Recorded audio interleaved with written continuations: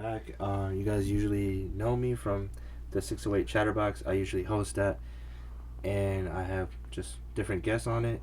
But today I'm starting a new series. Aside from the cancel controversy, this one's the one-on-one series. Today I have a guest, DMW, aka Dillon. Thank you, Dillon, for being my first guest on this. Yep, of course. So I kind of want to explain a little bit of something just before we kind of dig deep here. This is a series where it's me and the guest. There's no production team. There's no visitors, anybody. It's just me and the guest in the same room.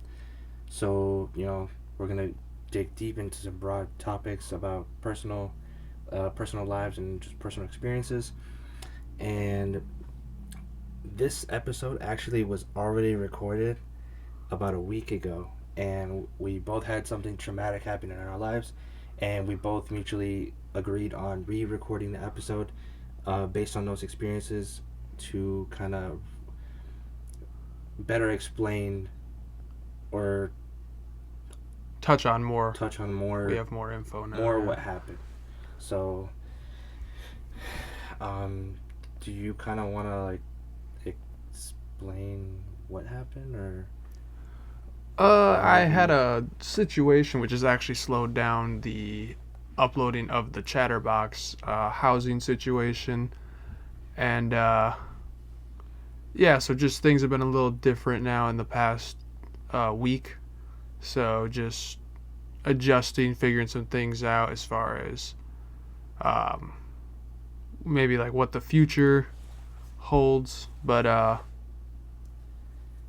I guess it's just going to be figuring out like what's next for me, more or less. Yeah, and I mean, we both agreed that we wouldn't really go deep into that what happened, and I mean, we are in a new location for the Chatterbox. That's all we're gonna say. So respectfully, that's kind of what happened.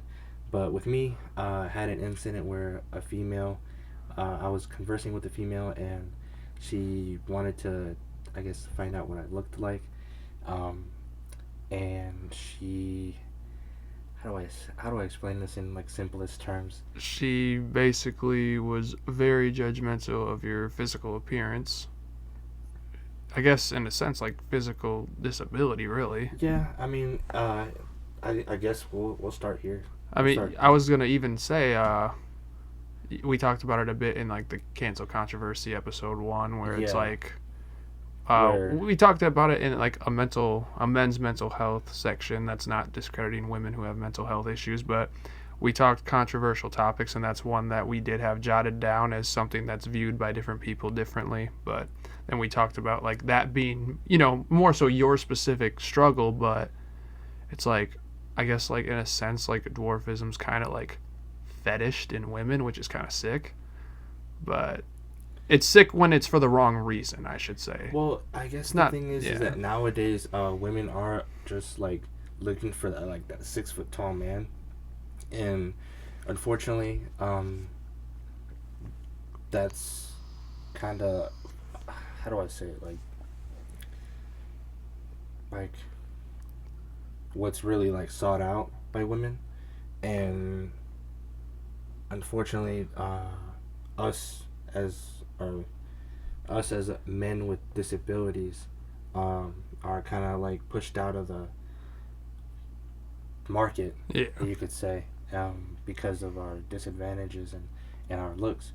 But I think I'll just touch on it now, since we're just talking about it, because I mean, for those that have not heard our cancel controversy episode, me, the host, Hugo, I have achondroplasia dwarfism. There's 200 plus types of dwarfism. I have the most common in the U.S. I did not know that. And this is also something that Dillon doesn't know, but so I'm 4'7", and I'm either the second or the third tallest little person in the U.S. with achondroplasia dwarfism. Really? Yeah. I do gotta say, I did know your height. Young Fino in our group chat sent, or maybe it was my Snap, he sent a picture of your ID and I peeped it. But never thought too much of it. But he was making fun of the pose you had for your picture, and I just happened to peep it. But I didn't know that put you in like the top 2-3 tallest amongst in the U.S. That's crazy. That's crazy. Yeah, that's honestly. That is crazy. But yeah, there's 200 plus types of dwarfism. A lot of different types of dwarfism struggle with different things. Me personally, I struggled with back issues.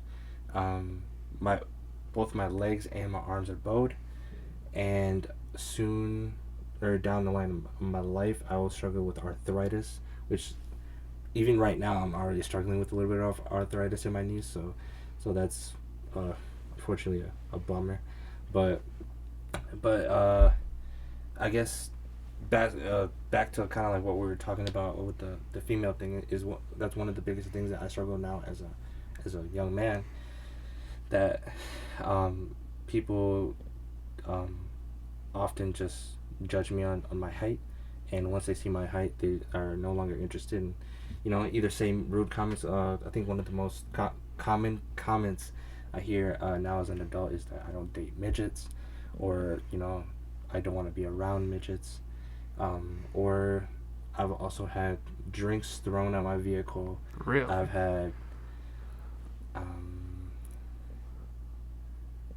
things written on like at school. I've had things written on my desk. I've had obviously cyberbullying, text messages, stuff like that. And can I just say, it's one thing for a woman to not be physically attracted and just make that clear in a polite way, but yeah, when I see the screenshot text you send me where it's the hurtful shit, that's different. I fall into that category that you were describing as more desirable, where I'm 6'2", and there's still plenty of women who don't like me, you know what I mean? But there's a way to go about it, and I think people try to be funny too much, especially over social media and stuff. You see it with trends. I know Instagram is a dark place with Instagram stories, the Instagram shorts or whatever. Those are nuts. I can't get into all that. Some of that pushes it way too far. Yeah, I think part of it is the dark, I guess. I wouldn't call it a dark humor, but just what was life for a quote unquote little person back in the day. I hope back in the 60s, I researched this a lot. That back in the 60s, you know how there was segregation for people with color and stuff? Yeah. Yeah. In those signs, I remember seeing this right after high school, that there was a sign where it said no Negroes, no Mexicans, and no midgets for the bathrooms at a beach. What the fuck? And often that's what people with my disability were called back in those days. And right now, the Association for the Little People, so the Little People of America, was in the 60s called the Midgets of America. And then once, I guess, human rights kind of started to take over and helped people, obviously, with minorities, and then soon with disabilities, it was changed to Little People of America. And I haven't told Dillon this, but there's a yearly annual conference that happens all across America where a bunch of little people meet up, and there's time to play sports, hang out, see your friends, make relationships, blah blah blah. But the unfortunate part is that it is very, very, very, very expensive to go. Most of the time, the hotels that host this are like the Marriotts, so they're pretty expensive at night, and it's a week long, so you're talking $5-6 grand. Oof. 5-6 grand plus, obviously the flights, the what you want to do there. And it's very expensive to I guess, quote unquote, because a lot of people that go there, they say that they're in the dwarf world for a week, and that's I guess what they feel when they're there. And unfortunately, people like me that can't afford that, I hope all the people that go there are the privileged little people that came up pretty wealthy by their family, and often go with their family. So I kind of see it as unfair, and I'm leading into my next thing. That's why like I told you, the story that the game that I was, the charity match that I was planning. That's why I wanted to do it, something more affordable, so people could come together and get informed, get educated, not just pay $6,000 and have an experience like that, but have an experience where you're watching soccer to get educated, have fun, get to meet new people. Yeah. And raise awareness and potentially and charitable money. Bring it into a community where it's so much diversity that you like it's almost like already welcome. Like there's no like you don't even feel like an outsider coming in. So yeah, that's basically that. But yeah, I think that's a great introduction. Really just introduction, because there's still so much more that either of us could go on about. A lot of shit. I think that's where that side show of the cancel controversy comes in. But like, I think it's a good introduction, at least basic introduction of you personally to listeners who do not personally know you. Yeah, for sure. While it dives into some basics, it leaves a lot out, but that'll just come over time as you continue to do these and just talk to other people. And, as people ask questions, if they're respectful about it, I guarantee you'd have no problem answering. Oh, yeah. It's like, but you using the M word, I mean, that is a derogatory term, as, people have learned, like you said, over the years. Yeah. Like, and pretty obviously and that's the said thing, hurtfully. That some people will say, oh, I didn't know it was a derogatory term, or my parents say it. Yeah, and to say that I've never said that would be a lie. Like, I couldn't tell you a specific time I have, or like a recent time I have, but yeah, being a young-minded kid, like how, I don't even know an age, but yeah, there's probably a time I've said it, not even at someone, like, or even someone with, dwarfism or anything, but I've probably said it to a shorter friend back in the day, just out of, arrogance or ignorance. Yeah, I think a lot of people in high school used to call girls that. So. And see, yeah, in high school, no, not at that point. But, like, I'd say, like, probably not even middle school days. Because, I don't know, I never really, like, viewed it as, like, a common thing or nothing, like, to just go around and say. But I'd say in elementary school, it like I said, I can't think of a specific time, but I couldn't tell you I'm a saint and never said it either at the same time. Yeah. But it's about, I mean, that's what bringing awareness and that shit does, and like meeting people with that, like I used to say, like the R word, like I could say, I'm not calling no one that, but like retard, like it's like when you meet someone, or like you have someone in your family, or like you see what that's like, it's so different. And like just again, like I slip up to this day, and like if I see my friend doing something stupid, I say that, and it's not excusing it. It's but different it's like, when you see somebody that gets hurt in by those in even if you see how it affects them. Yes. Like not even just being called it, but just being legally classified as one themselves. It's yeah. You definitely see like the consequences. Yeah, it's crazy. So I think it's like a maturity thing for some people to just. But that's where you said the dark humor is. But humor's funny. That's what I've always said is like people be like, even if someone says something offensive and says, oh, it's just a joke. Well, jokes are funny. Yeah. I don't know. That's just my 2 cents on it. Well, I guess I'll kind of ask you a question from my side to yours, as far as I think with the same topic. We've been friends since high school, but we recently started reconnecting, getting a lot closer. Since that day that we reconnected, we've had many experiences where I faced discrimination. Are there some aspects in your life that you value more now after seeing what I go through day to day?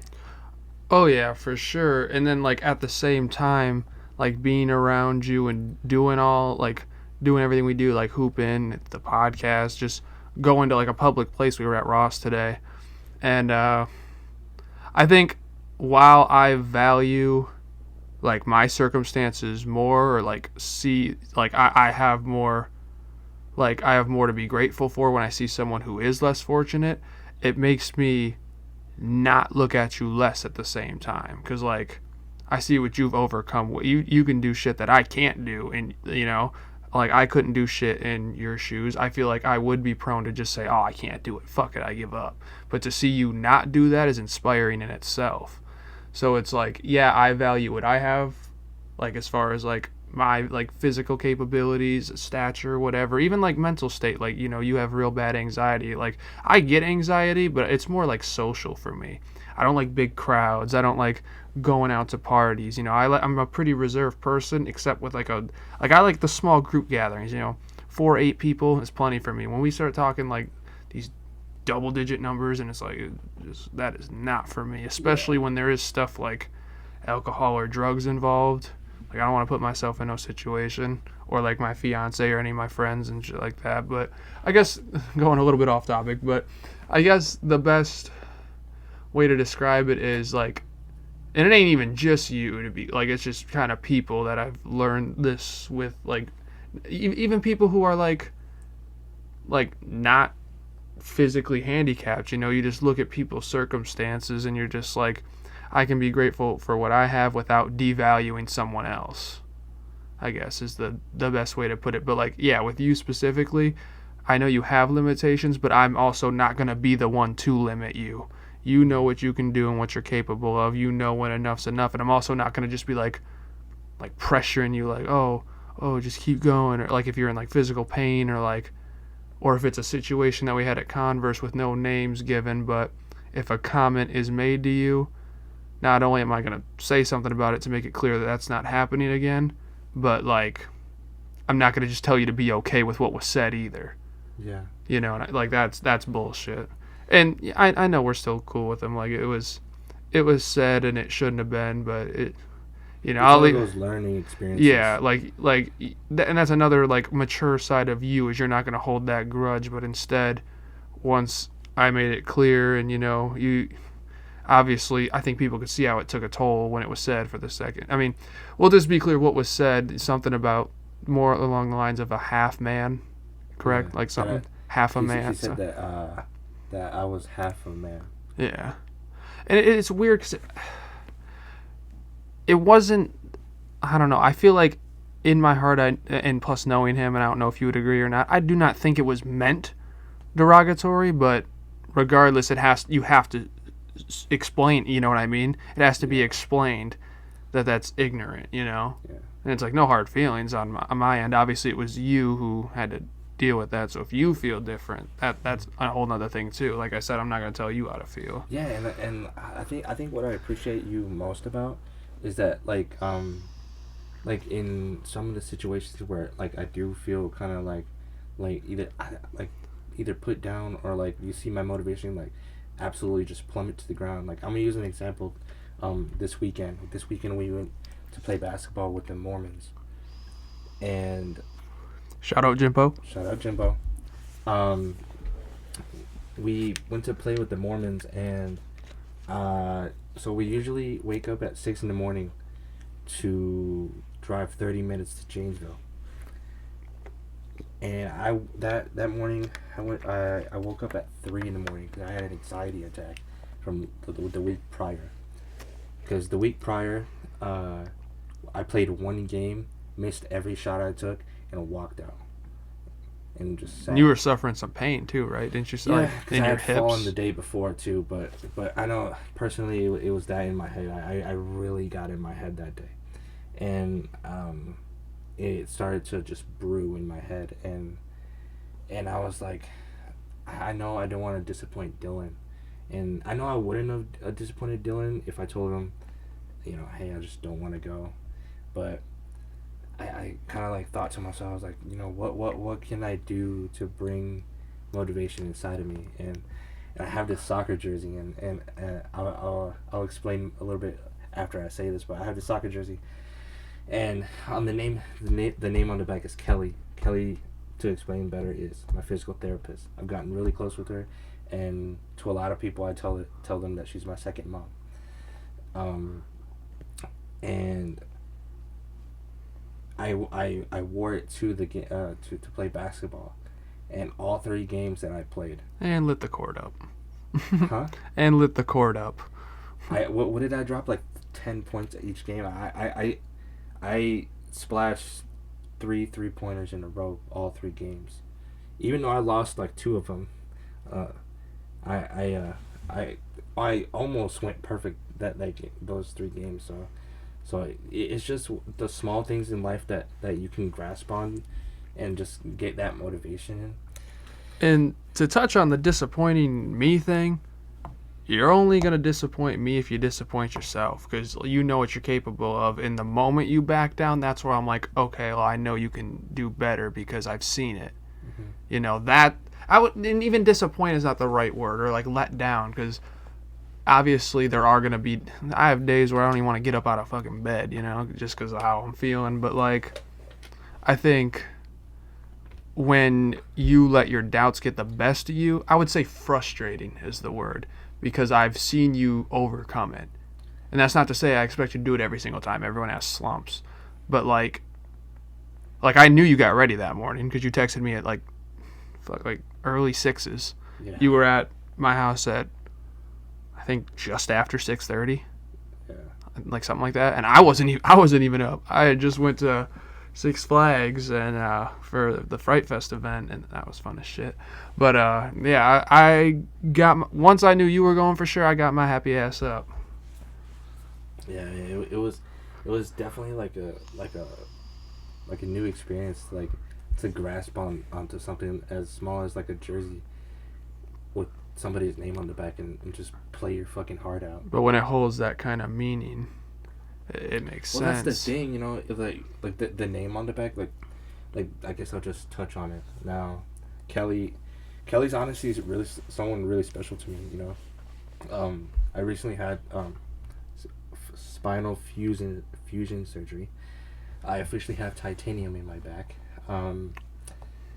So last August of 2022, I underwent that surgery, and that was to decompress the spinal cord and to prevent me from going paralyzed, because I was going down that path. I definitely started losing function in my legs, and a week after the surgery, I wasn't doing so well because I wasn't really eating much and getting up as much because of the unit they had me in. They had me in general care, which in the first place, I don't know why they moved me out of the ICU, but I had a pulmonary embolism, and you know,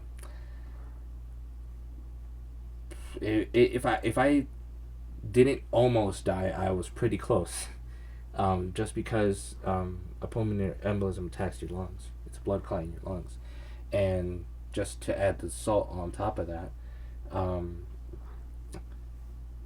I also had pneumonia. Oof. And I was anemic.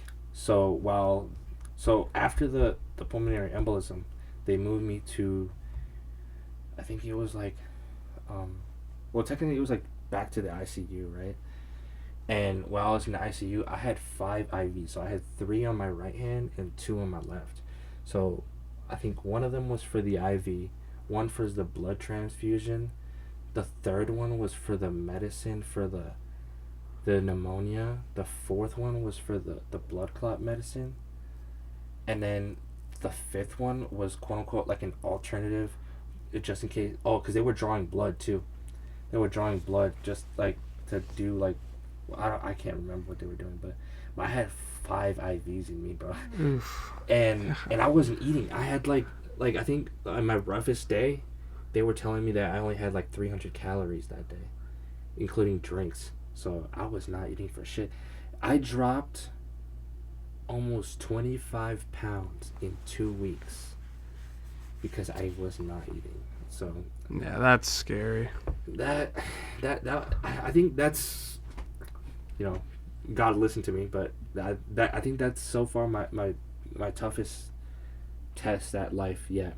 And I'm telling you, I think it was more of a struggle mentally than it was physically, just because in those hospitals, at the time there were still COVID measures, so my mom could only be there, my friends couldn't, and you know, in those times you just want your friends and like right next to you and motivating you, just being there, and it was tough. It was so just, yeah. And then just to add to that, I was moved to a rehab, so I was in total technically in the hospital for like a month. and I'm still recovering. I'm still in physical therapy, and that's honestly how I've gotten so close to Kelly. Kelly's my physical therapist. I'm gonna say it, she's the best fucking therapist in the world. She's, I think she's underpaid. I think she's underpaid. Um, there's not a dollar amount in this fucking world that will ever repay what she's done for me. I mean, at first, you just kind of try to stay professional because you're just going to physical therapy. But with me, I think because of my anxiety, I got attached to her. So like after a few appointments, I started like to break down after I left. So, so I was like, getting that attachment, kind of like that separation anxiety from her, and I think that's why I got those jerseys. At first, I got one for her because I was like, you're on my team. We're gonna do this together, and she does a lot of stuff for me. She's like I always say she's the team leader, and then later on I got one. I think it was on Mother's Day. I got one for me with her name on it, just to kind of like. I usually get jerseys with like my hero's name on it, so like Messi. Messi's like my soccer idol, and I have my whole closet's full of Messi jerseys, and I decided to bite the bullet and spend I don't know how much money. I'm not gonna expose that, but to buy that jersey and wear it as much as I can. Now I'm never leaving the house for Saturday games without that jersey because we all knew, we all saw what I did with that, but yeah, I personally, and I hope I know Kelly's gonna be listening to this later, but Kelly's my hero. She honestly, she's my hero, and like I said, she's my second mom. If I was up for adoption, I'd give her the adoption papers at this point. Yeah. But yeah, she's my hero, and I wouldn't be where I am without her. So yeah, I appreciate her to the fullest. Yeah. You have any questions on that, bro? I mean, I do know a good majority, but no, I mean, if she's made that kind of impact, then that's kind of the perfect way to shout her out, because like you said, yeah, no money could repay what you can actually do for a person, and people got to take that into life too, but now it's up to you to repay the favor. It's crazy, bro, because like I'm with what I'm about to say, I'm gonna get into the next thing is, at one point in my life I had a dad. At one point I had a dad and a mom together in one household, and I think growing up I was more attached to my dad because my dad was like, I guess, like the most understanding about shit, as far as like my dwarfism and my struggles day to day. So like he would buy me all my stools, he'd like adapt every fucking thing in the house so I could do it. But then when he left he made the comment that he was embarrassed to be my dad because I was small. That's fucked up. And that's one thing I'll never forgive him for. And honestly, if I saw him today, I'd punch the fuck out of him.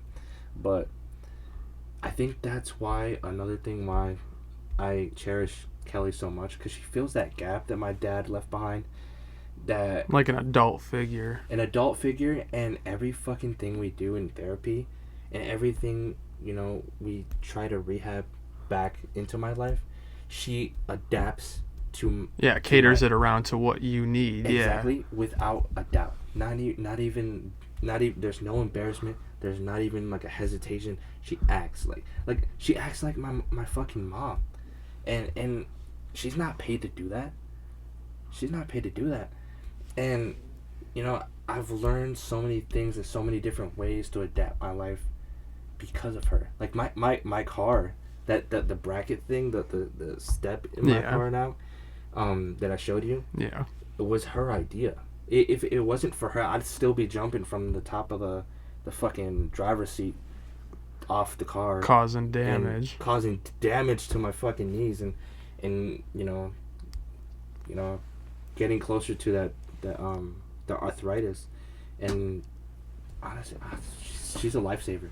she's a lifesaver, and that's how it is. I truly think that you can see it in two ways. You can see it as like, you had a shitty experience with my dad shit, like, oh, you can feel shitty about it for the rest of your life, or you can find people like Kelly, fill that gap, and see the brighter side in life. And that's, I think I'm always asked this, that aren't you like tired of being like a little person eventually? Don't you get tired of it? Or do you wish you were like, quote unquote, a normal person? I don't. I honestly don't. And it's because of those people. Like, yeah, the amount of time you've endured through it, you've worked too hard to wish you were someone you weren't. Exactly. And there are some things in life that happens day to day that, like, I'm like, oh damn, I'm tired of doing this shit, bro. Yeah, it's okay to reflect on being like, oh, yeah, I wish for this because I'll never be able to do this with my condition. But then you got to look at, could people do half the shit you are doing if they had your condition? You know what I mean? Yeah. So it's like, yeah, it's easy to say, oh, I was dealt this unfair card, but that's what I said is inspiring and that I can respect the fuck out of with you, is at the end of the day, you're not going to make an excuse, because that's when it becomes like yes, okay, so like the struggles are there, the struggles are real, you're going to go through them, probably, like just like any person would that was like, obviously with different circumstances, like I'm going to use it, like someone who has like diagnosed like severe depression is going to go through like those depression and those feeling withdrawals and all that, whereas you're going to go through a lot of physical obstacles you're going to have to go through.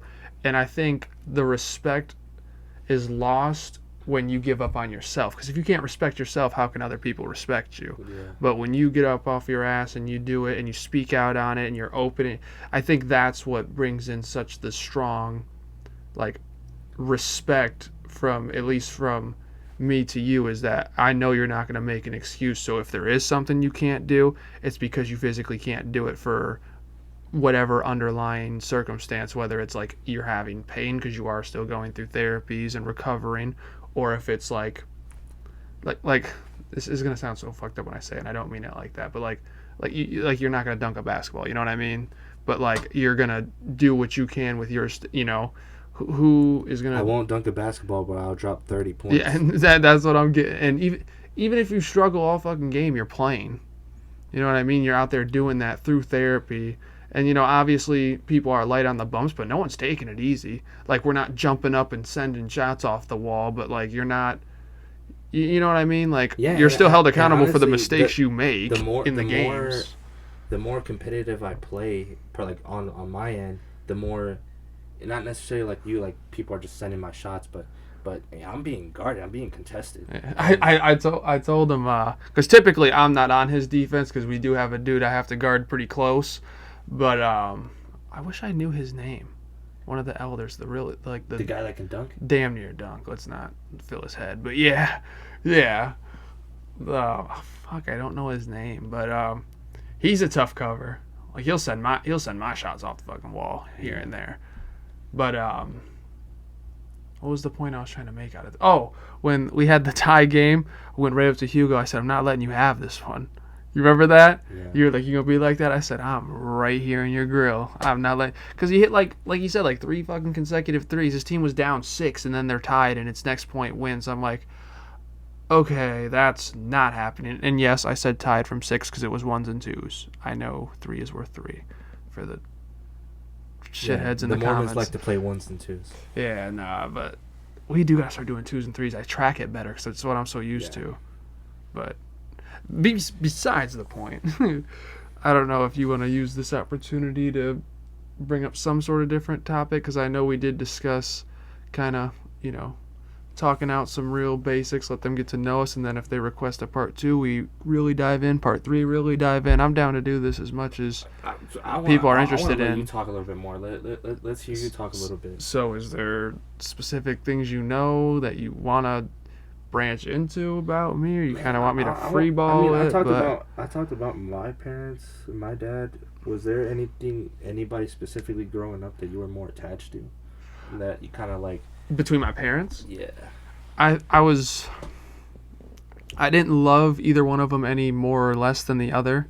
Like, it was always equal, but like I was 100% like closer and like I guess kind of in a sense did more, but not necessarily. But like my dad, he was a baseball player. I played baseball growing up, so we were always doing that. We're always talking sports. So my brother kind of branched closer to my mom because he played sports growing up, and then kind of grew out of them and did his own thing. Mommy's boy.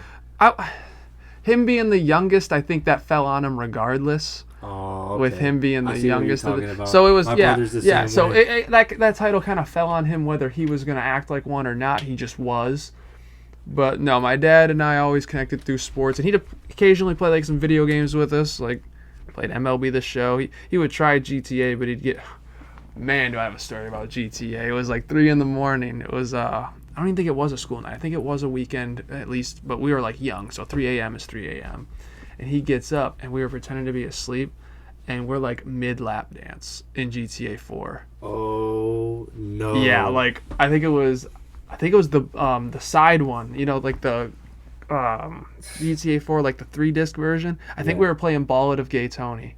Oh my god! I don't know if people. I think that one kind of flew under the radar, but I loved that game. We were in a strip club and the bitch is like moaning and shit. My dad wakes up and I really just said the bitch, but it was a GTA stripper, man. It was a GTA stripper. It wasn't like classy or nothing. It was a damn video game. Let it go. Just go. But yeah, no, that was funny. But I'd say me and my dad were closer through sports for sure. Like he'd even like just shoot a basketball, even though he sucks.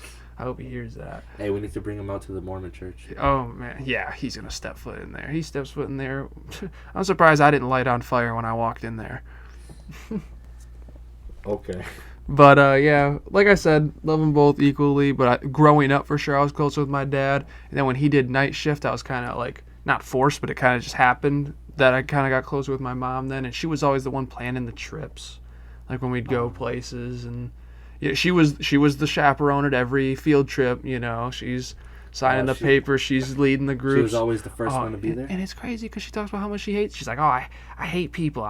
If I lived in a house all by myself, just all whatever, I should not be giving her this voice. But like when she gets mad, she'd be like, if I was just living, it just sucks. I'm the only competent motherfucker here. And I'm like, God damn. Like, wow. I don't know if I'd push the issue to say verbal abuse, but man, she could say some mean shit sometimes. But it wasn't just about us. We were at So what you're saying is that your mom has some balls. They definitely come out when she's mad.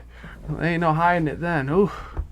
Yeah, when she gets mad, she gets mad. She is the one, not forever, but she's the type that'll hold a grudge for an extra week or so, and everyone else is kind of like, just let it go. She's like, nah, fuck that. But I think people do respect that she holds her ground, and I do too to a degree. But yeah, there's some shit that's just stupid. Yeah. But yeah. They were always supportive. Like they're still together or whatever. I guess I didn't really clear that up when you asked about parents. I don't think we've ever. I grew up two parent household, just me, my brother, and my parents, and I mean everything was. Like I said, there was like some verbal shit. Like we'd get into some yelling matches, specifically me and my mom, because then sometimes me and my brother made it our business when they'd fight, and we'd pick sides. Like, idiots, do not do that with your parents. That's grown folks shit.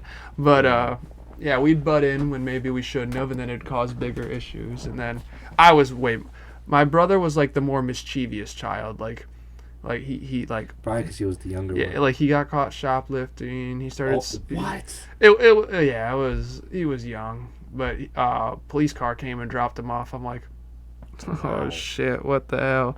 And your parents were home. Yeah, and like when it came to school, I was like, I don't even want to say goody, but like I did my shit in school or whatever. Yeah, you took care of your business. Yeah, and then when people found out that I had like such a mouth on me, like I was a mouthy little fucker. I still am, but I mean I've calmed down a little bit. Like I used to just.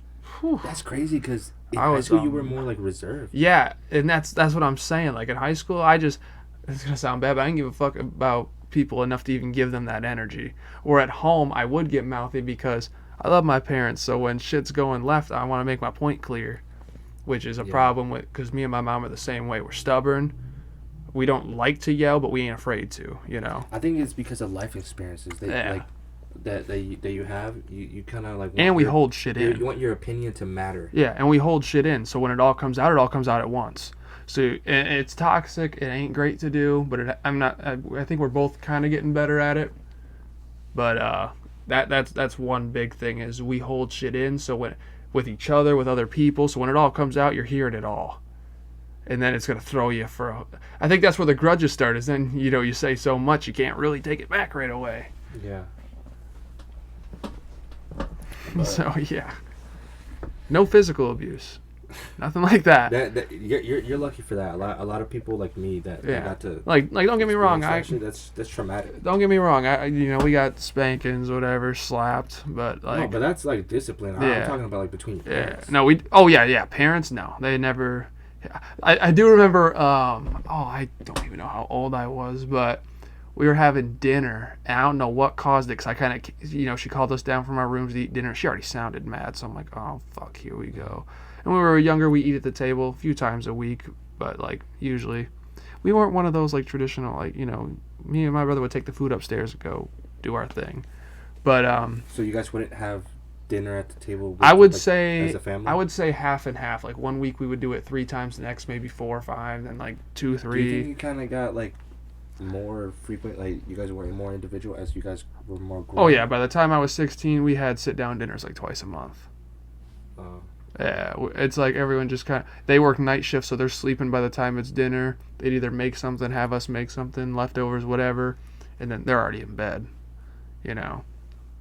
And when I was real young, it was my mom on like first shift. Mm-hmm. She'd no, my bad. My mom on third shift, and my dad would work like when he'd be leaving like 10 minutes before we'd walk to school, and then he'd go work till like 5. Oh. But my mom would work like midnight to 8 a.m. something in there. So, yeah, something in there, like night shift. Something in that time range. So you would barely see your parents? I would barely see them at the same time. Except usually, because my dad's never really worked weekends, except the occasional overtime Saturday. But he's Monday through Friday strictly. But, yeah. So that's... But it's not to say that they didn't spend time together, because they definitely still did. But it was, like, limited. But then there was a while where my mom wasn't working because...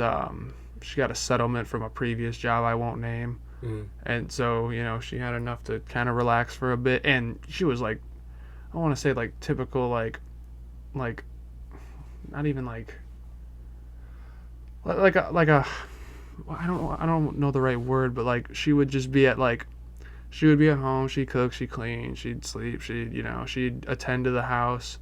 Like a stay-at-home mom. That's what I don't know why that was so hard for me to say. Like a stay-at-home mom. Mm-hmm. I don't know why I was trying to overcomplicate that. This isn't cancel culture controversy, so I can't just say anything. But yeah. So I guess I got like a quick fire question. Okay. So you initially were living here in Beloit, and you said in 2020 you guys moved up to Janesville. Why do you think your parents took the decision to move from Beloit to Janesville? Well, I will openly say it was not their decision. We got foreclosed. So, what? Yeah, so the bank took our house. What? Yeah, so we didn't go to Janesville right away. We went to my great-grandma's house for like... I was in school for most of this, so I were still in school? You were still at the high school? No, I was a freshman in school. So... I was a freshman in college, so I wasn't even usually home. I'd come home on some weekends, and then I had a semester break and a summer break. Semester break and a summer break, whatever, yeah. And I actually found out when I came home, like one random weekend, they're like, oh, yep, it's... like, because I knew it was happening, but I wasn't getting real updates, like I knew what was going on. I knew the time was coming, and then it happened, and then next thing I know is like, oh, go to Grandma Barb's. So I went to my great-grandma's, and then we were there for a couple months, and they made, obviously foreclosing doesn't help your credit at all, so it was hard to get a place, so they spent a lot of time trying to get the house that they ended up having in Janesville, and that was like the one that they could really. They were looking at like Poplar Grove, Illinois, because they had money, they just didn't have the credit. Yeah. Like at this point, my dad had been promoted multiple times. My mom was, I don't want to say job hopping, but like she'd do something for a good while, stop, but then she's right back to it. Like she wasn't slouching. But yeah, and then my mom did stuff on the side, like these little like I don't even know what the right term is, like raffles. Like she'd do like little where she'd auction off items, like a PS4, and then she'd have like these slots, and it's so much per person. So she makes a little bit in, and whoever the wheel lands on, and she'd do them live, so it was like no bullshit. Whoever it lands on, she mails it to them, and they won the item, and she brings in a little profit. Awesome. Wow, I didn't actually know this story. So that's. But yeah, I lived with my great grandma, and then it was a smaller house, so I ended up moving in with my grandma just because she knew I was only. When I say moved in, it's very like kind of quote unquote. Yeah. Like every weekend I'd go down there and spend the weekend there. Yeah, and it happened. I think the second semester of my freshman year. I want to say, or like yeah, it was like I went home one weekend, and that was the case. So 2021. Yes, that sounds right. Yeah, cause when I was... Yeah, because we graduated 2020 was COVID, and I was doing like... Was it start of 2022? No, it couldn't have been, because we got the... Yes. Start of 2022 was... Yeah, so it was like 2021. Okay. I had to think that through for a minute. But yeah, I know my senior year COVID, that we were back at the Vine house. Okay. Well, damn, bro. I didn't know this story. Just so people. I could be honest on it because we're back on our feet now. Yeah, I mean, oh my god. Like everyone involved's doing their own thing. That's crazy. That's a come up right there. Yeah, that's the only reason I can speak on it. It's not something you usually bring up in a conversation. Is hey, my parents' house of 20 plus years got foreclosed. I didn't know if there was a rough topic to, because I've never asked you that. I've never really brought it up, so I don't know if it really was a rough topic. I would assume it is. I've never avoided saying it. I guess I've never really been asked, which sounds kind of fucked up. But like, yeah, like people just was like, "Hey, you moved?" Yeah, I was like, "Yeah, I moved. We moved. That's all. We just moved. Nothing else." It sounds like it was kind of like just like. It was, they knew, but because it kind of just they didn't want to drop it on us. Yeah. Because when I was a freshman, my brother was a senior in high school. So he's like still like a kid, and his birthday's March, so it's like. Yeah. Pretty much, I think he had like just turned 18 when all that was really. He was probably 17 in that house for like a month or so. Wow.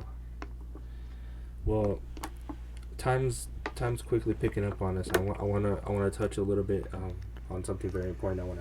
I want you to talk about on this episode. Yep. Because this is going to be part 1. Yeah, we do want to not overwhelm you guys, but in order to drop a part 2, again, I think I said this in Cancel Controversy, we ain't asking for like a like goal or a view goal. We just want to see maybe comments. Like some interaction. Yeah, something. Just give us something if you guys are enjoying it so we can do a part 2.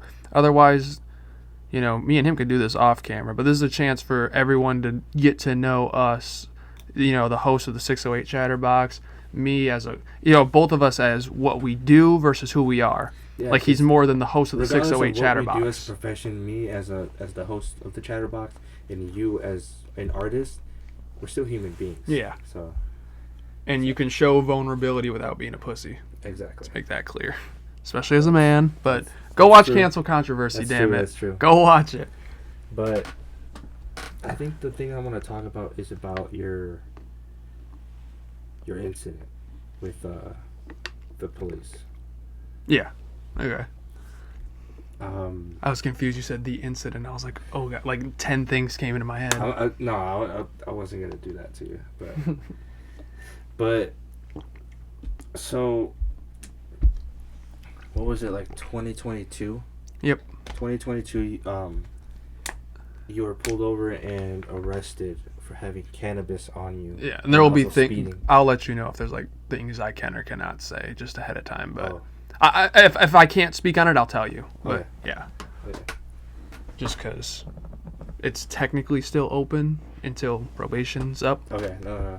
I'm just kind of like talking. No, I can be as open as I can. Yeah. Yeah. So that happened, right? Mm-hmm. And now you're on probation. Yep. Have been for coming close to a year now, actually. Yeah, coming real close to a year. What would you say to a person or a young teenager or a young man or a young woman that depends on marijuana to better their lives? Ooh, that's not where I thought you were going. Okay. I would say the number one thing I'm going to say is use in moderation. Because while I'm a firm believer that marijuana is non-addictive, there's a strong dependency behind it, but I had no withdrawal whatsoever. And I guess that's not to say other people don't when they do rely on it for other things.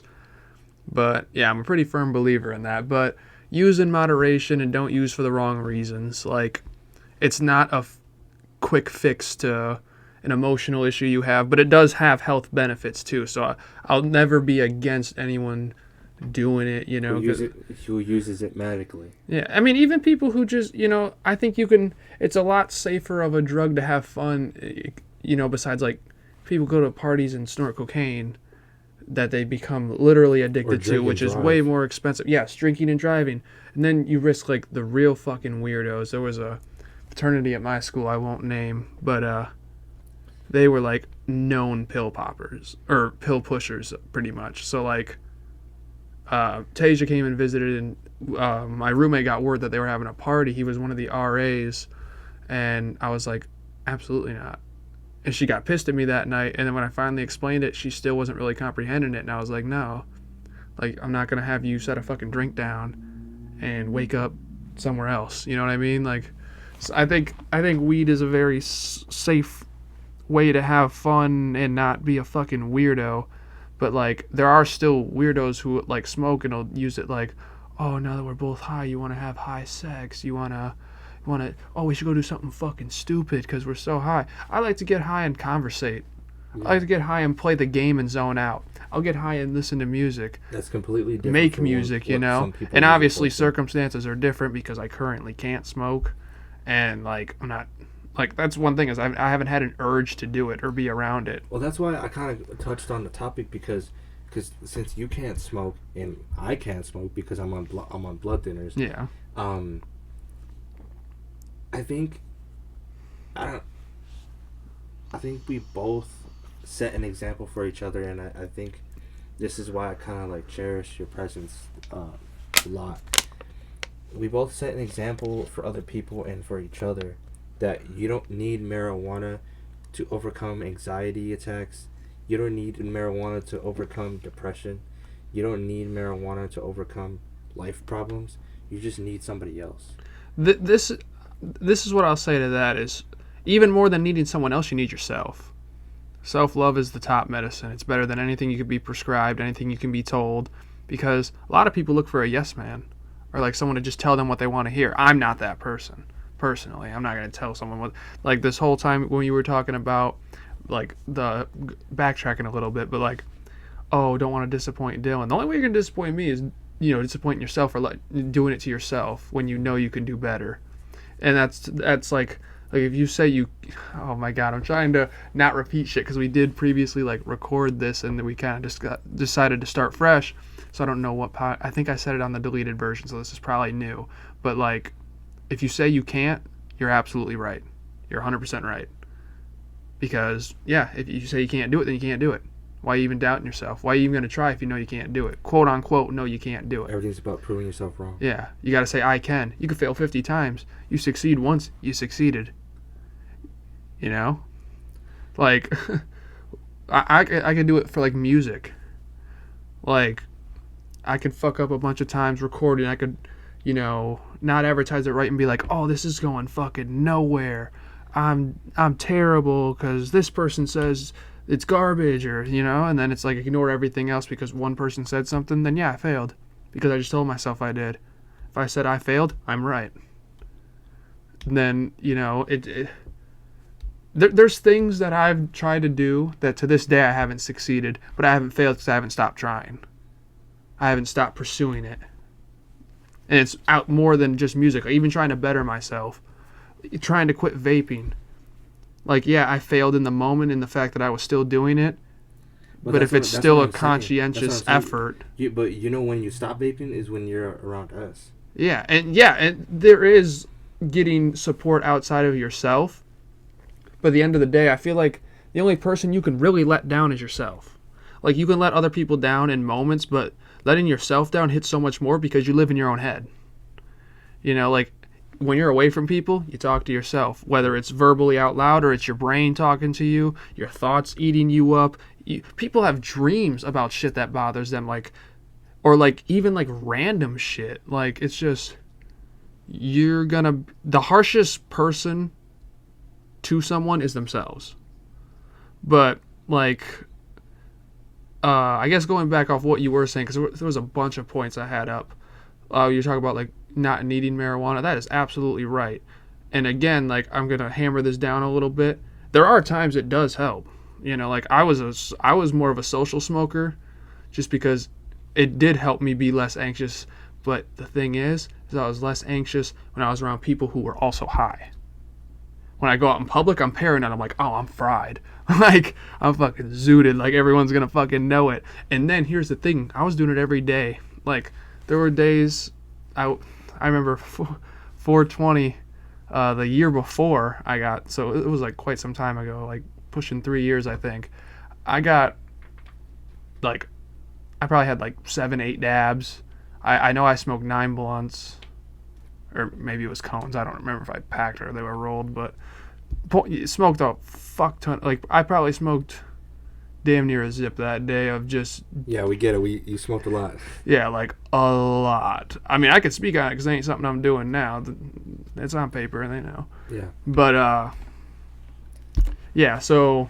But then when I was getting to that point in school where I was really doing it like every day, even though it wasn't the same type. I mean, I was doing edibles, dabs, bongs, pipes, blunts, everything, weed related, like carts, everything. And then it hit that point where when you do it every day and then you go without it once, you feel more depressed, more anxious, because then you because then you feel like you need it to do that. It can in the moment. It can for sure in the moment. If you're feeling anxious and you smoke, you might feel good in that moment, but then the moment you come down, you're kind of like, oh. That's the thing, though. You're just gloomy. That's kind of what I'm getting at, is that it takes away from the moment, but does it take away what you're anxious for? No. Yeah, and I'm all for it in medicinal uses, because there's if you don't smoke often, it will have health benefits. But if you're smoking every day, people don't want to admit it, who are like stoners and potheads, and I get it. I was once in that boat too. But a blunt is twice as bad for you as one cigarette if you're going one for one. The thing is when you're smoking cigarettes, you're not smoking one cigarette a day if you're addicted to cigarettes. You're smoking a pack, 2 packs, 10. You're not going to smoke 10 blunts every fucking day, no matter how, whatever. Yeah. People are going to cap and say what they want. But weed costs more than a pack of cigarettes. Yeah, especially like, if you're going off base prices, yeah. Yeah, I mean, that's kind of what I was trying to get at, is that we both set examples not just for each other, but for other people, and with proper use it is beneficial, but it's everyone overdoes it. Yeah. Everyone. I was guilty of it. Everyone overdoes it. So when you find that perfect margin, you got to stick to it. But then when you find that perfect margin, you're like, oh, I wonder what more would do. Yeah. Then you're fucked again. Yeah. I'd say you can smoke every day and be okay. You don't need to smoke once the high wears off, smoke again. No, enjoy your high and enjoy the rest of your day. Yeah. That's why nighttime smoking's so good, because then as soon as you come down, go to bed. Then it's great. I'm just the perfect example. Honestly, me personally, I'm just trying to be the perfect example of neither. I can't drink nor smoke, and I'm getting through shit day to day. And probationary wise, I can't either. So it kind of, whether I want to or not, I got it. Yeah. That's our biggest connection right there. But yeah, I think we touched on a lot of things today, and a lot of important things that we wanted to talk about. Like I said, we did record this episode previously, but we had traumatic things happen to both of our lives, and mutually agreed to re-record the episode.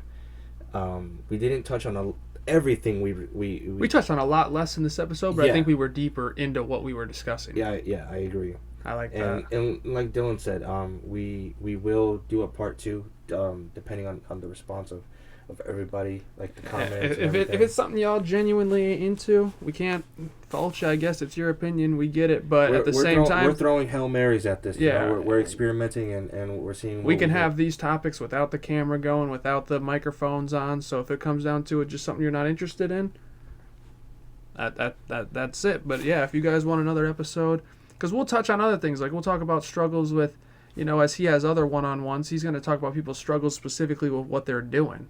There might be a music-related episode. There might be like Hugo very briefly in this version of the recording touched on the father. There's his father. There's so much more to that story that you guys have yet to hear, and a lot of you have probably experienced as well. Yeah. Like, that's another thing, is when we talk about these issues, we know we're not the only one. This isn't a sob story.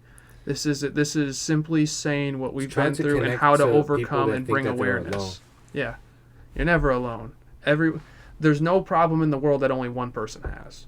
And I agree. And everyone goes through every problem differently. Someone could be anxious and be like, "Oh, I'll just get over it." And other people are like, "Oh my God, I'm fucking anxious. What the fuck and they're freaking out. Yeah. Everyone goes through shit differently. Someone could like lose a family member and be like, "Oh, like this is like I wasn't really close to him anyway." Yeah, so. I wasn't close, and or I grieve different, and then they build that in, and then they finally lash out and freak the fuck out. Yeah. I know people who've done that personally, and I think I've always grieved relatively well, but I don't ever let go. Which you're not supposed to let go or move on, but there's days I think about people I've lost, and there's other there's days where it kind of skips the mind, and then the next day it's like heavy on my chest. Totally. It's everyone goes through shit differently. So when you hear these other experiences, maybe they offer coping mechanisms. Exactly. Or at least bring awareness to be like, hey, look how these people are doing it. Now, that's not to say we're perfect by any means. There's many things that we can't yet overcome. I think that's what we're trying to show is that nobody's perfect. Yes, nobody at all. And like even touching a little bit more, because when you brought up me getting pulled over, I thought or like my charges or whatever, I thought we were gonna dig into it a little bit, and then it kind of just went into general use. But like I felt like I let I'm pretty much the oldest of my cousins, like the main cousins I hang out with and see that are close to me. I'm like the oldest one. So my first thought is, oh, what a fucking, and my younger brother even, like, what a fucking example I set. Like, how are they going to look at me now? You're a hero to all of us, Dylan. I try, man. I try, but you are, bro. You are. It takes some fucking work, and it takes a lot of mistakes, but they need to learn from the mistakes as I have to. You don't need an S on your chest or a cave to be a hero, bro. Yeah. But yeah, like we said, this was hopefully part 1. Hopefully we get the privilege to record part 2. Title-wise, we'll call it part 1. Yeah. Yeah. But you're going to have other one-on-ones too, so maybe as more come out, more people invest. For sure. We don't have to do a part 1 the next day, or a part 2 the next day, Exactly. Plus, let's take some time to let some things happen. Yeah. Good and bad. Yeah.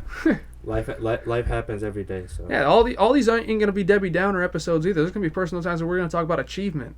Yeah. Wait till Hugo starts making even more strides on his physical recovery. Wait till all this shit really happens. I'm saying stay tuned for real. You guys are going to hear a bunch of shit. You're going to hear the good, bad, the ugly, all of it. But that's just the realest version. And check out the Controversy podcast. I'm for real. Sure. Yeah, I'm not clickbaiting. That shit is good. We have more episodes coming. That one's hosted by me, Hugo, and Young Fino, also known as Enrique. So you guys gotta check that shit out. Young Fino's an up-and-coming artist too. If you haven't seen the interview with me and him, check that out. Just stay tuned. We want visuals. I get that, and we're getting to a point where we're gonna be entertaining that idea and all that. But it's like at the same time, you're getting, there's a million entertaining podcasts out there. This is gonna be by far, I'm not gonna say one of the most or whatever, but this is a very genuine show. Yeah, we're just trying to keep everybody comfortable and making sure that everybody speaks their mind on here. So. And as far as like, not even keep everyone comfortable, make them okay being uncomfortable. There you go. It's okay to have, you know what I mean? Like, just, we're going to keep it real. Good, bad, and ugly. That's the best way to do it, but I feel like I'm taking over too much. Gotta let my host talk. Yeah, man. But yeah, it's been another episode. This is, like I said, the one-on-one series. First episode of this. The first episode, but of this. Hopefully of many. Yes. But yeah, I'm Hugo, and we'll see you hopefully on a new episode of the Chatterbox. I think we're gonna be recording soon. So, yep, we should have. So it soon. thank you guys, and see you guys soon. Yep.